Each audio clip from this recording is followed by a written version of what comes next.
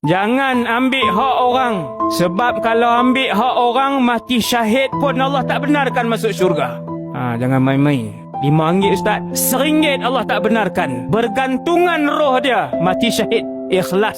Satu orang masuk perang, tinggal keluarga, tinggal anak, isteri, rumah, kereta, harta, mati syahid ikhlas.